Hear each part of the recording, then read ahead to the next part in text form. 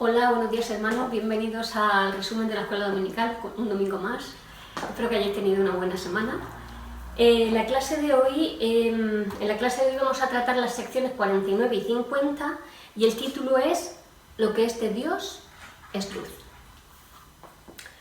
Bueno, pues el contexto histórico que se da en esta revelación es porque no muy lejos de donde estaban asentados los santos en Ohio, se había ubicado también un grupo religioso llamado los Tembladores.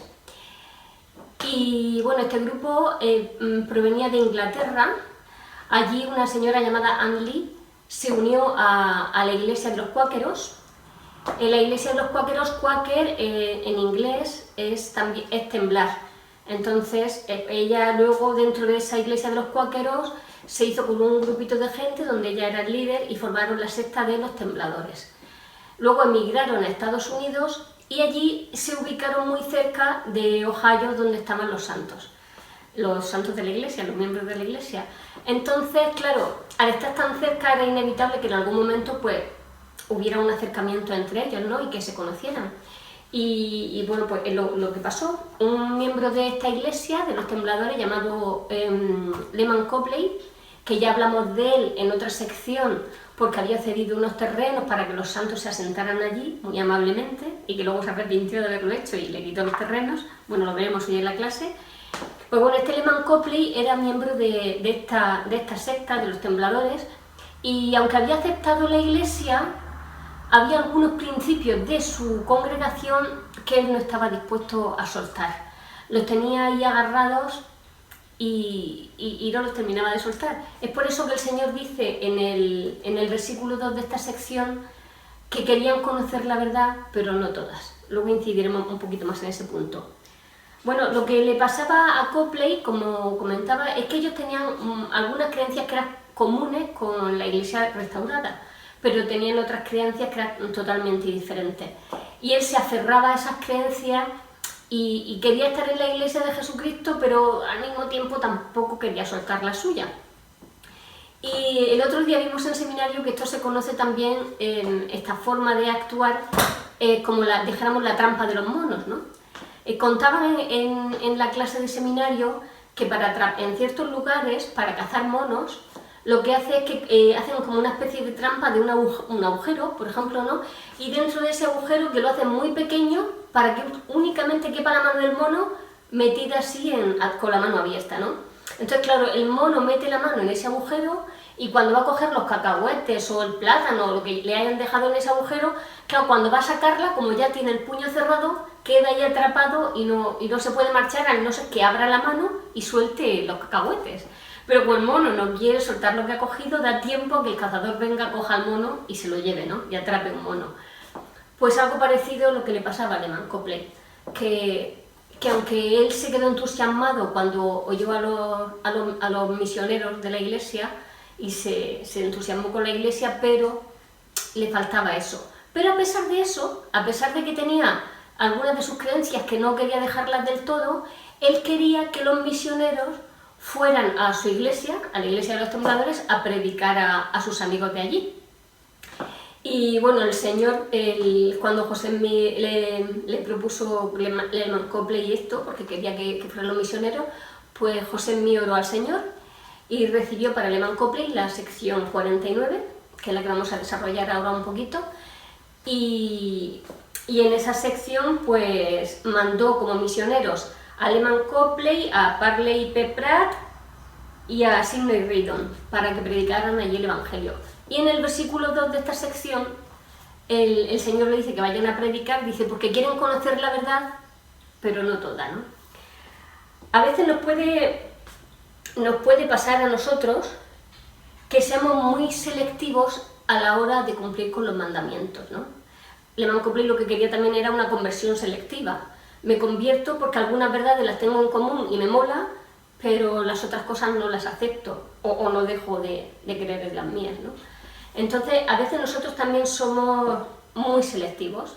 Por ejemplo, hay personas que van siempre a la capilla, muy cumplidores del día de reposo, pero luego a lo mejor, por ejemplo, no cumplen con la palabra de sabiduría, o cumplen muy bien con la ley de castidad pero no pagan los diezmos, o cualquier otro ejemplo podría servir, ¿no? Que a veces tratamos, como dijo una vez un apóstol, como si los mandamientos fueran un buffet, y vamos picando, esto me gusta, esto me lo pongo en el plato, esto me lo pongo en el plato, esto no me gusta, y los mandamientos no son así.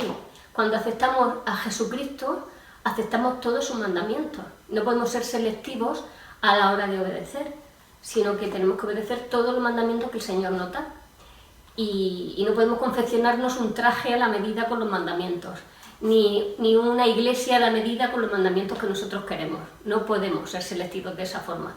Tenemos que adaptarnos nosotros al Evangelio y no tratar de que el Evangelio se adapte a nosotros, que es un poco lo que le pasaba a Copley. Los tembladores tenían, como he dicho antes, creencias en común con la Iglesia de Jesucristo. Por ejemplo, tenían la creencia de que hubo una apostasía, ellos también creían en eso, creían en el libre albedrío, en la vida comunitaria, en la segunda venida, pero luego veremos dónde está la diferencia en su forma de creer la segunda venida a como la creemos nosotros.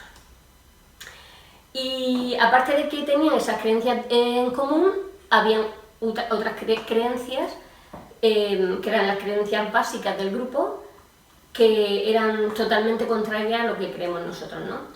Por ejemplo, ellos creían que la deidad tenía doble naturaleza, que Dios era hombre y que Dios a la vez era también mujer.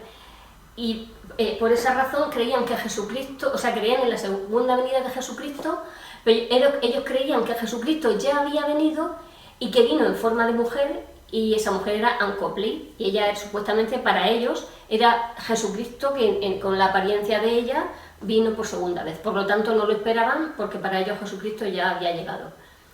Supuestamente el creer ellos en la doble naturaleza de Dios, hombre y mujer, se basa en Génesis cuando dice que Dios creó al hombre a su imagen y semejanza, varón y hembra los creó. Claro, si lo hizo a su imagen y semejanza y los creó varón y también hembra, pues eso es que Dios tiene doble personalidad, ¿no? Es la interpretación que ellos le daban a ese mandamiento. Creían también en el celibato, aunque no prohibían casarse, porque algunos de los tembladores estaban casados, pero no mantenían relaciones sexuales. Ellos creían que si permanecían en el celibato toda la vida, tendrían una espiritualidad y un grado mayor de entendimiento de las cosas y un grado mayor también que ellos heredarían en el caso de la muerte, ¿no?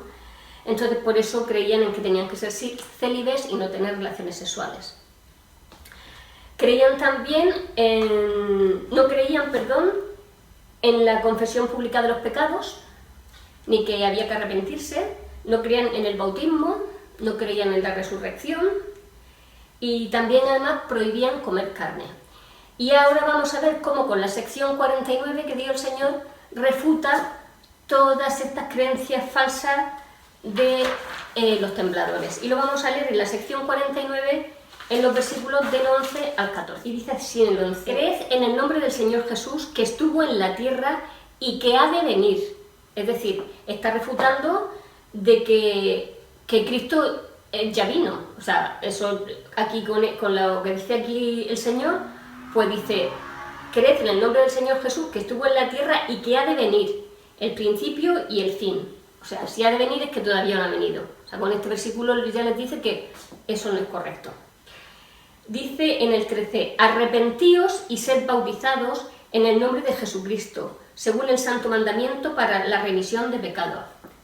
Ellos no creían en el bautismo, como hemos visto antes. Pues aquí en este versículo, en el versículo 13, vemos como el Señor les dice que tienen que ser bautizados para arrepentimiento. Y dice en el 14: y el que hiciere esto, o sea, el que se bautice, recibirá el don del Espíritu Santo por la imposición de las manos de los líderes de la Iglesia. Y dice además, en el 15: y además de cierto os digo que quien prohíbe casarse no es ordenado por Dios, porque el matrimonio lo decretó Dios para el hombre.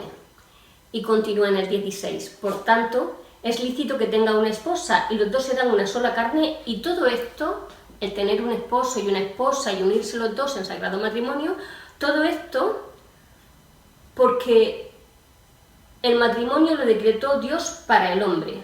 Por tanto, es lícito que tenga una esposa y los dos serán una sola carne, y todo esto, perdón que me equivoqué del versículo, para que la tierra cumpla el objeto de su creación. La tierra fue creada como obstáculo para la vida terrenal de los hijos de Dios, de los espíritus que tendrían que venir a la tierra a tomar un cuerpo. El Señor creó la tierra para que ellos vivieran en ella. Y dijo a Adán y Eva, le dio el mandamiento de crecer y multiplicaos y henchid la tierra. Si no existe el matrimonio, no existen los hijos. Si son célibes y no mantienen relaciones sexuales, no pueden venir los espíritus de Dios a tomar un cuerpo físico, porque no habrían cuerpos físicos. No se hubiera quedado Adán y Eva ahí en el paraíso y ya está, ¿no? Porque no habrían más personas si todo el mundo fuera así célibe, ¿no? Y no quisiera casarse. Entonces el matrimonio es una institución sagrada que fue decretada por Dios, y lo que quiere es que los hombres y las mujeres se unan en santo matrimonio y que formen una familia y que tengan hijos. Así que es verdad que habrá personas pues, que a lo mejor no hayan podido tener hijos o que no quieran tener hijos, así casos raros puede haberlo, y hayan personas que a lo mejor no hayan encontrado a su esposo o hombres que no hayan encontrado a su esposa, pero el Señor todo eso lo resolverá en su segunda venida o cuando ya estemos en su gloria, pero en lo que Él decretó es eso, que hayan familias en la tierra y que estén legalmente constituidas a través del sagrado matrimonio. Con eso Él refutaba también, con estos versículos, refutaba todas esas teorías falsas, creencias falsas que tenían los tembladores. Y además dice el Señor que toda esa doctrina del celibato y todo esto, que eso venía de las fuentes del mal. Evidentemente no venía de Dios. Lo que Dios decretó fue el matrimonio, el bautismo, la resurrección y todas estas cosas en las que ellos no creían. Otra de las cosas que hemos visto es que los tembladores no comían carne. Pensaban que eso estaba prohibido. Y vamos a leer primero lo que dicen los versículos 18 y 20 y luego leeremos algunas citas con respecto a esto. El 18 dice: y quien manda abstenerse de la carne para que el hombre no la coma, no es ordenado por Dios. Porque he aquí, las bestias del campo, las aves del cielo y lo que viene de la tierra, se ha ordenado para el uso del hombre como alimento y vestido, y para que tenga en abundancia. Es decir, todo lo que hay en la tierra, los animales, todos los que vuelan, los que están en el mar, todos han sido creados para alimento del hombre. Y dice, y para que tengan en abundancia. Y dice el 20, pero no se ha dispuesto que un hombre posea más que otro, por consiguiente el mundo yace en el pecado. Fijaos, el Señor creó todo para que el hombre tuviera alimento, para que el hombre tuviera vestido. Y dice que en abundancia, o sea que en la tierra hay alimentos para todos. Porque Él no estaba previsto, Él no decretó que un hombre poseyera más que otro. Entonces, mientras unos viven en la abundancia, mientras otros son muy opulentos con todo, mientras hay gente que derrocha comida, pues hay otras personas que están pasando hambre. Pero en la tierra hay alimentos para todos, porque así lo decretó el Señor. Y con respecto a comer o no comer carne, vamos a leer algunas citas, porque esto es una cosa un poco controvertida, ¿no? Porque hay veces que vienen modas de que hay que ser vegetariano, luego vienen otras modas de que ahora lo que mola es ser vegano, y que no debemos de comer carne, porque eso es sacrificar los animales y todo esto, ¿no? Que a mí me parece bien, cada uno, pero lo que no podemos hacer es pensar que porque yo no como carne, soy mejor que otra persona que sí lo come, o que estoy cumpliendo el mandamiento de la palabra de sabiduría en un sentido más elevado que el resto, porque yo no como carne y hay gente que sí come carne, entonces yo soy mejor y más espiritual porque estoy dando un paso más allá del mandamiento. Pues vamos a leer algunas citas con respecto a esto. Boyka Packer enseñó: aprendan a emplear moderación y sentido común en las cuestiones relacionadas con la salud y la nutrición. Repito esta primera frase. Aprendan a emplear moderación y sentido común en las cuestiones relacionadas con la salud y la nutrición. Eviten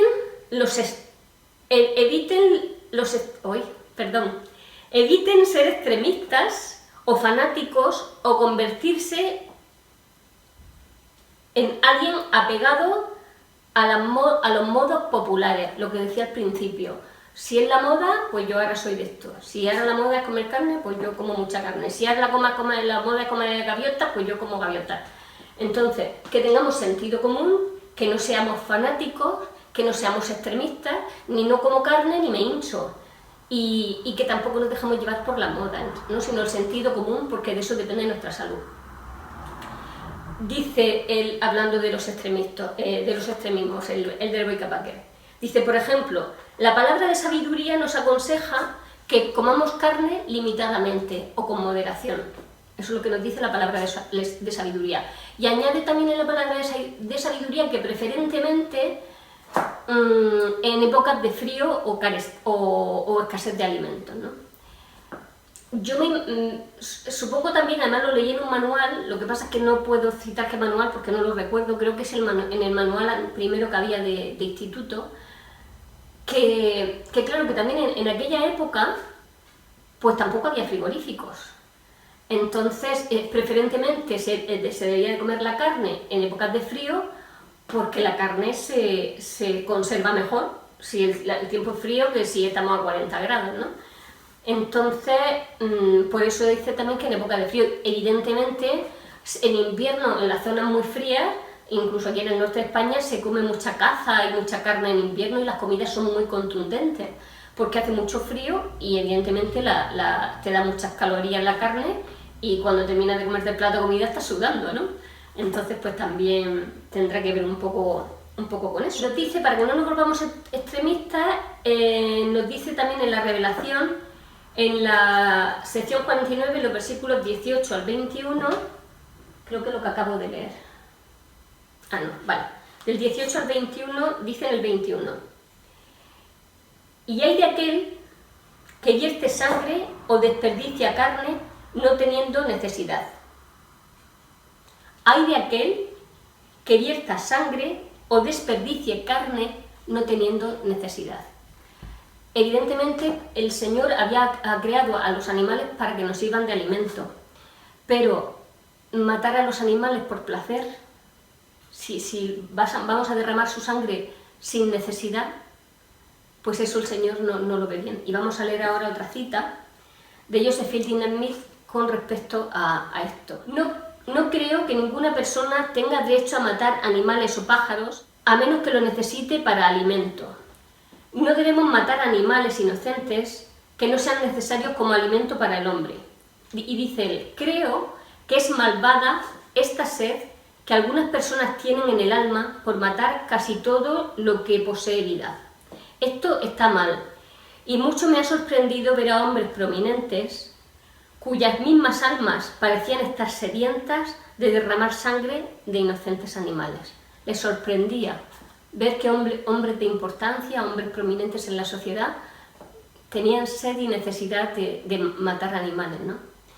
Entonces, esto no lo dice Caridad Navarro, esto lo dice Joseph Fielding Smith, y la otra cita es del Elder Boyka-Packer. No hay que ser extremistas, ni no como nada, ni no como todo, y mato animales por gusto ni por placer. Eso no es para lo que el Señor los dispuso, sino para nuestro alimento y también para nuestro abrigo. Los tembladores, como hemos visto antes también, decían que la segunda venida ya había ocurrido y que no había sido en una mujer, sino en Jesucristo. Entonces, en el versículo 22 dice, y además de cierto os digo que el Hijo del Hombre no viene en forma de mujer, ni de hombre que viaja por la tierra. Por tanto, no seáis engañados, sino continuad con firmeza, esperando que los cielos se estremezcan y la tierra tiemble, que son las señales de la segunda venida. Estamos diciendo que no os engañen, que Jesucristo todavía no ha venido en la forma de una mujer, y seguid esperando a que la tierra se estremezca, porque esas son de las señales de la segunda venida. Y como el Señor había mandado en la sección 49, en esta revelación, Sidney, Parley y Lehman Copley fueron a predicar a los tembladores. Imaginaos que alguien viene a nuestra capilla y sube ahí al púlpito un domingo normal y corriente y empieza a predicarnos, pues, diciendo que porque claro, al ir a predicar a los tembladores, lo que hizo Sidney Rigdon cuando le tocó al discursar fue leerles esta sección 49 que había dado el Señor. Y pues imaginaos que eso nos pasa a nosotros, ¿no? Y que vienen a predicarnos y que nos dicen, pues el bautismo no es necesario, estáis equivocados, la palabra de sabiduría fue un invento, podéis fumar, beber, que no pasa nada, tomar café, alcohol, todo lo que queráis, porque es falsa esa creencia que tenéis, la ley de castidad no es necesario cumplirla, el Señor no dijo nada sobre eso, y que empezaron a decirnos cosas así. Pues ¿qué pasaría? Pues que seguramente a la segunda o a la tercera cosa que dijeran se levantaría el obispo y por el oído le diría, le invitamos a que se marchen, o algo así, ¿no? Pues eso es lo que pasó, que el líder de los tembladores le dijo que se fueran de allí. El resto de los miembros estuvieron de acuerdo en que se largaran y se fueron. Se fueron de allí porque los echaron. Lehman Copley, por supuesto, dejó la iglesia y se unió de nuevo al grupo de los tembladores. Fue por esta causa cuando dejó la iglesia que también dijo a los terrenos que yo había cedido, eso me lo devuelves. Y ya veremos en secciones próximas qué pasó con los santos que vivían en esos terrenos. Ahora vamos a pasar a la sección 50, me encanta esta sección. En esta sección vamos a ver que el mejor método de enseñanza, es la enseñanza a través del Espíritu Santo. En un salón de clase tienen que intervenir 3 elementos: el maestro, el alumno y el Espíritu Santo. Si falta alguno de ellos, no hay enseñanza. Si falta el alumno, ¿qué hace ahí el maestro? Si no hay maestros, ¿qué hace allí el alumno? Pero aunque estén los dos, tiene que estar necesariamente el otro elemento, que es el Espíritu Santo. Porque si estos son los 3 elementos, el maestro, ¡uy, qué lío de cosas! El maestro, el alumno y el Espíritu Santo. Cuando el maestro habla, el Espíritu Santo testifica al corazón del maestro las cosas que tiene que decir y cómo lo tiene que decir. Luego, cuando el maestro enseña al alumno, el Espíritu testifica al alumno de las palabras del maestro. ¿Pero qué es necesario para que esto pase? Pues es necesario que el maestro tenga el Espíritu y que el que va a aprender también lo tenga. Si el que enseña y el que recibe no tienen el Espíritu, no hay enseñanza. El que enseña y el que aprende se edifican juntos por el Espíritu Santo, que es el Consolador. El que va a enseñar tiene que prepararse. Uno no puede llegar el día de dar su clase o de dar su discurso o de dar su mensaje en la reunión que vayan a tener o lo que sea, no puede hacerlo bien si no se prepara. Entonces, el que enseña debe de prepararse, por ejemplo, estudiando la doctrina de lo que va a enseñar. Tiene que leer las Escrituras y tiene que orar para llamar al Espíritu a él, ¿no? Para que el Espíritu esté con él. Entonces hay que leer las Escrituras, aprender la doctrina que vas a enseñar, pedir al Señor que esté en esa clase, pedir al Señor que nos inspire para utilizar las palabras y seleccionar los versículos que más vayan a ayudar a las personas a las que va a enseñar el maestro. También orar al Señor para ser un instrumento en sus manos, para ser útiles, para no emplear un tiempo que no sirva de nada, que ningún alumno haya sentido un cambio en su corazón, por pequeño que sea, al asistir a esa enseñanza, ¿no? Entonces debemos de ser un instrumento en las manos del Señor para poder tocar el corazón de las personas a las que vamos a enseñar. Y es responsabilidad de la persona que enseña ser digno de la compañía del Espíritu Santo. Yo considero que esa es mi responsabilidad. Tratar de vivir rectamente y ser digna de que el Señor me guíe.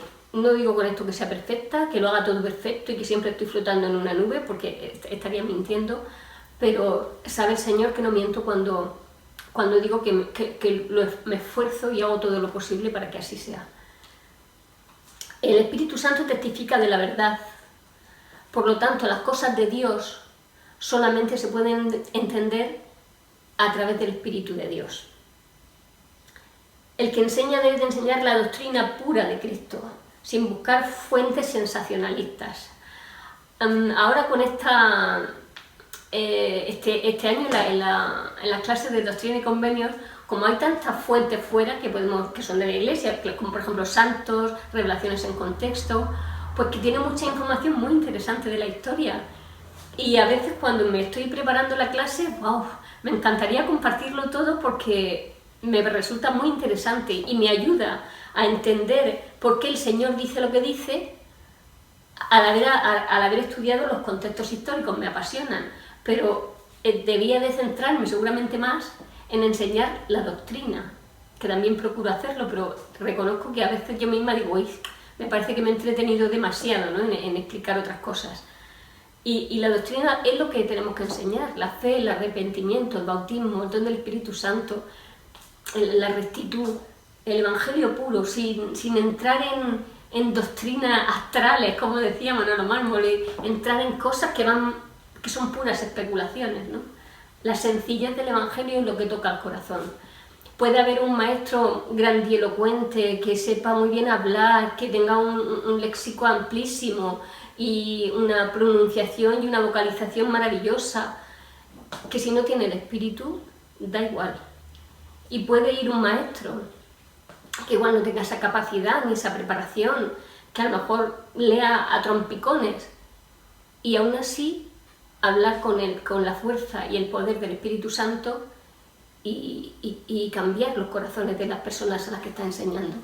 Así que el elemento principal en un salón de clases, en una reunión sacramental, en una reunión del quórum, en una reunión de la Sociedad Socorro, el elemento principal que nunca tiene que faltar en la clase es el espíritu, que lo necesita tanto el que enseña como el que aprende.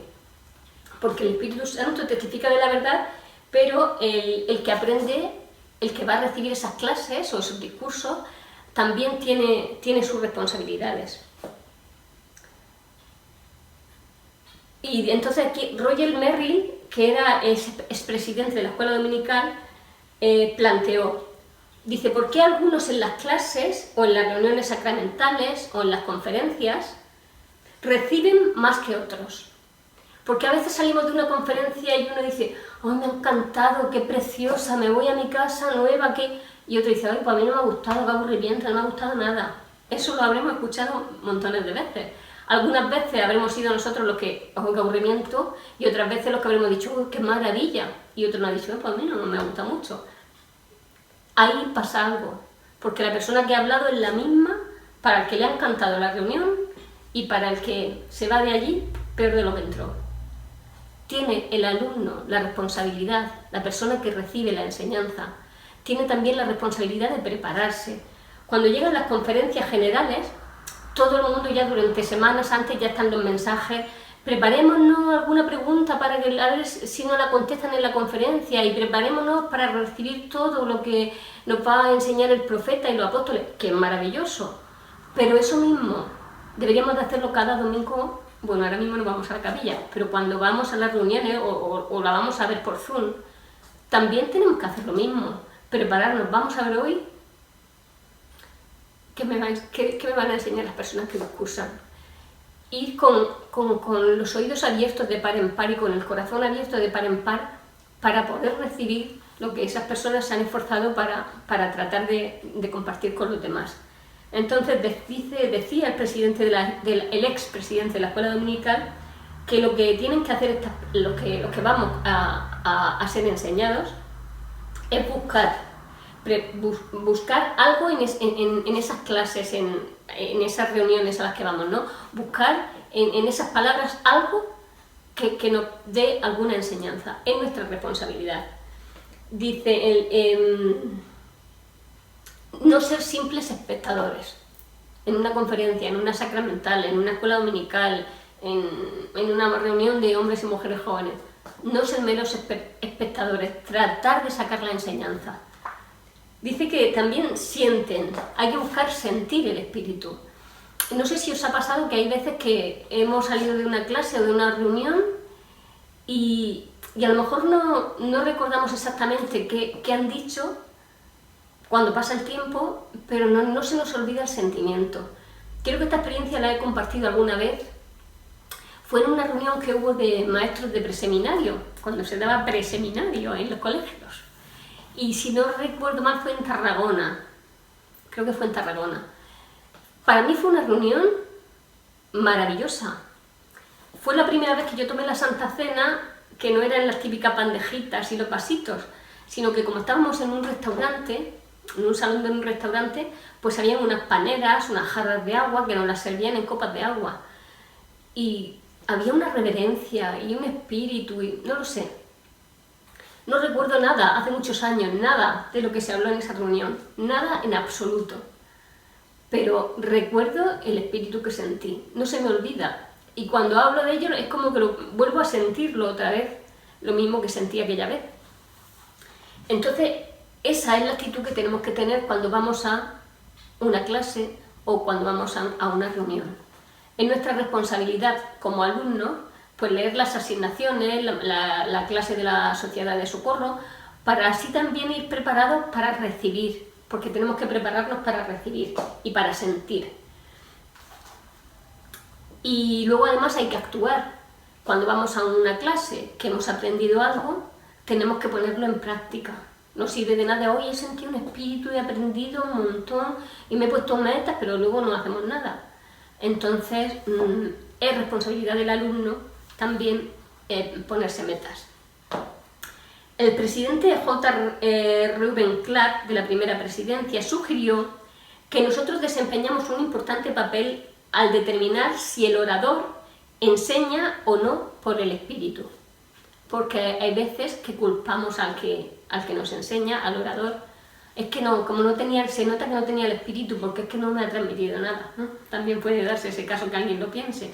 Entonces dice él que es responsabilidad, me he perdido, dice, desempeñamos un papel importante al determinar si el orador enseña o no por el Espíritu.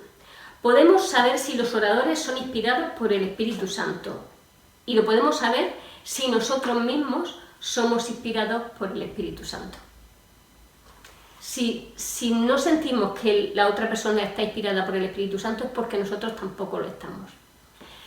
Y en seminario vimos un ejemplo, ¿no?, de que muchas veces muchos jóvenes y no tan jóvenes se sientan en la reunión sacramental, se apoyan así los codos en la rodilla y están así como pensando, como meditando mucho, y algunos pues están con el móvil, otros están simplemente durmiendo porque están cansados, otros están aburridos y entonces no pueden sentir, es imposible sentir el espíritu del que está hablando si ni siquiera nuestra actitud es la correcta para recibir, ¿no? Entonces pues eso tampoco es correcto. Y el presidente Kimball dijo: la adoración es una responsabilidad individual y no obstante lo que se diga, si uno desea adorar al Señor en espíritu y verdad, puede hacerlo, independientemente de que el orador no tenga el espíritu, vamos a suponerlo, porque ha tenido un mal día y no está en su mejor sintonía. Adorar al Señor y sentir el espíritu es mi responsabilidad, es vuestra responsabilidad, no la del orador. Independientemente de lo que se diga, si nuestra actitud es salir edificados de las reuniones y es salir con más conocimiento y con más metas y sintiendo el amor de Dios, es nuestra responsabilidad. Dice: si para usted la reunión no estuvo a la altura, usted no estuvo a la altura. Nadie puede adorar en nombre de usted, sino que deben hacerlo ustedes mismos. Cuando enseñamos y aprendemos por el Espíritu Santo, nos comprendemos unos a otros, nos edificamos y nos regocijamos juntos. El Espíritu Santo testifica a nuestro espíritu. tanto del que enseña como del que aprende, tanto del orador como del escuchador. El Espíritu Santo nos testifica si nosotros estamos en sintonía para recibir ese testimonio. Y por último, una pregunta que vamos a contestar. ¿Cómo podemos saber si lo que sentimos es del Espíritu Santo? ¿Cómo podemos saberlo? Pensar en ello. Lo que no edifica no es de Dios y es tinieblas, es confusión, es estupor de pensamiento, es duda y viene de las fuentes del mal. Solo trae oscuridad a nuestra vida y tinieblas. En cambio, lo que viene de Dios, lo que es de Dios, es luz.